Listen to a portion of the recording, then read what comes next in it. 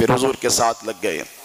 اب اسلام رفتہ رفتہ پھیل رہا ہے، بڑی دشواریاں ہیں، بڑی مشکلیں ہیں، بڑی کٹھنائیاں ہیں۔ حضرت یاسر جو حضرت عمار کے والد ہیں وہ بھی اولین میں سے ہیں جنہوں نے اسلام قبول کیا۔ ان کی اہلیہ حضرت سمیہ وہ پہلی خاتون ہیں، یعنی یوں سمجھے کہ پہلی اسلام کی شہید وہی ہوئی ہیں۔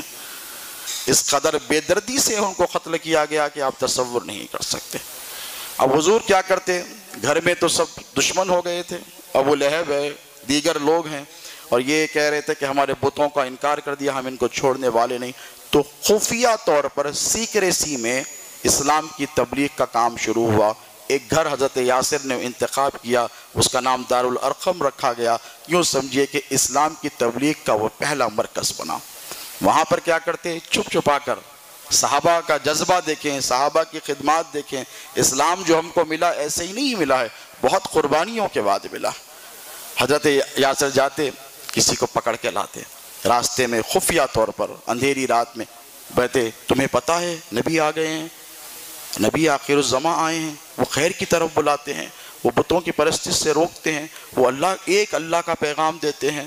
ان کے بارے میں توریت میں بھی ہے، زبور میں بھی آیا ہے، یہود بھی جانتے ہیں، نصرانی بھی جانتے ہیں۔ تو اس طریقے سے وہ اسلام کی تبلیغ کرتے۔ اگر کوئی موٹیویٹ ہو جاتا یا انفلوئنسڈ ہو جاتا ان کی گفتگو سے تو کہتا اچھا چلو میں بھی چلتا ہوں۔ خاموشی سے چھپ کے رات کے اندھیرے میں اس گھر میں لے جاتے اور لے جا کر وہاں پر حضور کے سامنے پیش کر دیتے۔ ایک بار جو حضور کے پاس آ جاتا اور اس کی ہدایت کا وقت اگر متعین ہوتا وہ تو پھر اسلام قبول کر کے ہی جاتا۔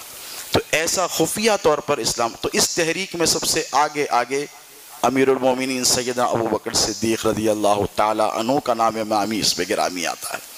جب مشرکین مکہ کو پتہ چل گیا، بات منظر عام پر آ گئی کہ ابو بکر اور ان کے ساتھیوں نے، یاسر وغیرہ نے، علی نے یہ اسلام کی تبلیغ کا کام چھپ چھپا کر شروع کر دیا ہے، تو ابو جہل اور ابو لہب کو، امیہ بن خلف کو، یہ جو رؤسائے قریش تھے، سرداران قریش، بہت غصہ آیا، بہت غصہ۔ ابو سفیان وغیرہ یہ بہت غصے میں آئے اور کہا اچھا ایسا ہے، اس میں پیش کون ہے؟ یہ جو آ رہے ہیں خرچ کون کیا رہا ہے؟ گھر لیا ہے تو کس نے کیا؟ تو پتہ چلا حضرت ابو بکر اس میں پیش ہیں۔ وہ مالدار تھے، دولت، حضرت عمر تو بھی آئے بھی نہیں ہیں، وہ مالدار تھے، بڑے پیش ہیں۔ تو اچھا، تو کہا پلاننگ بنا کر کہا ٹھیک ہے کام کرتے ہیں، اب جب یہ دارالارقم میں لوگوں کو جمع کریں گے ہم رات حملہ کر دیں گے۔ ایسے ہی ہوا، حضور پر حملہ کیا گیا، اللہ کی مدد شامل حال رہی۔ دیگر صحابہ کرام نے حضور کو بڑی ہوشیاری کے ساتھ اس جگہ سے منتقل فرما دیا۔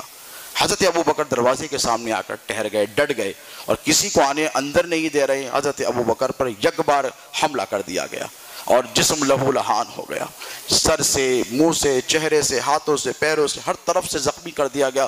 خون آلود ہو گئے، خون ہو گئے اور بے ہوش ہو کر گر گئے۔ آپ کے والد کو، والدہ کو اطلاع دی گئی کہ ابو بکر کو مارا گیا ہے، پیٹا گیا۔ زندگی میں کبھی کسی سے بڑی بات نہیں کی، زور سے بات نہیں کی، کوئی کسی سے اختلاف حضرت ابو بکر کی حیات میں نہیں تھا۔ والدین پریشان، اتنے اچھے آدمی کو مارا گیا جو کبھی کسی کا برا نہیں چاہتا، ہمیشہ بھلا، اور کسی سے وہ بات میں اختلاف تک نہیں کرتا، تو لڑائی کی کیا بات ہو گئی؟ ان کو بھی پتہ نہیں تھا، یہ چھپ چھپا کر یہ کام چل رہا ہے۔ حضرت ابو بکر کو بہرحال اٹھا کر لے گئے، اطباء کو بلایا گیا۔ اب دیکھیں یار غار کی دوستی، محبت اور جذبہ قربانی رسول اللہ صلی اللہ علیہ وسلم کے ساتھ غشی کی حالت میں ہیں، بے ہوشی کی حالت میں ہیں، اور کہتے ہیں کہ میرے نبی کا کیا حال ہے، میرے نبی کا کیا حال ہے، بتاؤ تو صحیح میرے نبی کیسے ہیں؟ کیا میرے نبی کو تکلیف پہنچائی گئی؟ اسی حال میں دوا لا کر دی گئی، پھینک دیا۔ زخم پر مرہم لگانے کے لیے طبیب آیا، ڈاکٹر، پھینک دیا۔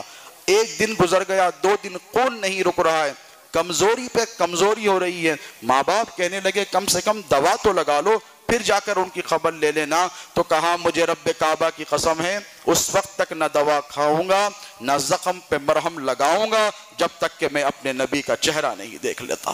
ماں باپ ہار گئے، کہنے لگے ہم تو اب کچھ نہیں کر سکتے۔ اطلاع کی حضرت یاسر کو، کہا دیکھو محمد کیسے ہیں؟ تو کہا اچھے ہیں۔ ابو بکر کا اتنا برا حال ہے کہ دوا لگانے نہیں دیتے، دوا پلانے نہیں دیتے، اس طریقے سے رہیں گے تو مر جائیں گے، کم سے کم ایک بار محمد کو بلا لو تاکہ ہمارا بیٹا ان کو دیکھ لے، پھر دوا اور ان کا علاج کا سلسلہ شروع ہو سکے۔ اب دیکھیں مورخین نے، محدثین نے اس واقعے کو یوں نقل فرمایا، ادھر حضور بھی بے چین ہے کہ میرے ابو بکر کا کیا ہوا ہے، کیا وہ زخمی ہے، اس کی حالت کیسی ہے، حضور کا دل بھی بے چین و بے قرار ہے، حضرت ابو بکر بھی بے چین و بے قرار ہے۔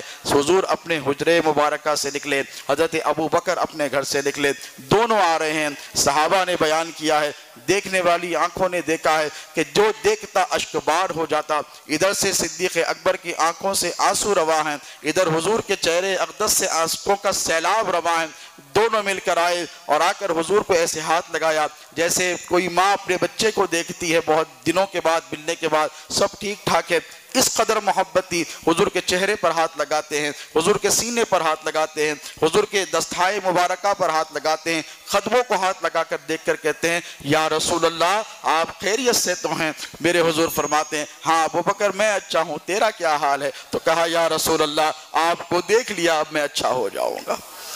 یہ جذبہ محبت، اس کے بعد پھر علاج کا سلسلہ شروع کیا گیا۔